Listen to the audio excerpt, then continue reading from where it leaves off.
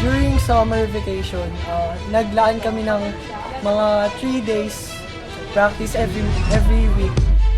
We have to prioritize din kasi as sa college namin, konti lang ang population. Kaya yung iba sa amin, yung ibang member ng para sa sasayaw, meron din na para sa ibang contest. Kaya we have to prioritize our schedules.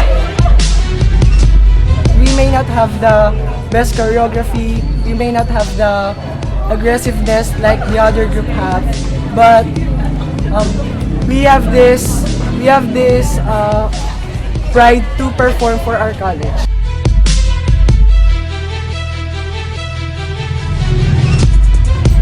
I think we can stand out for this performance. Physical education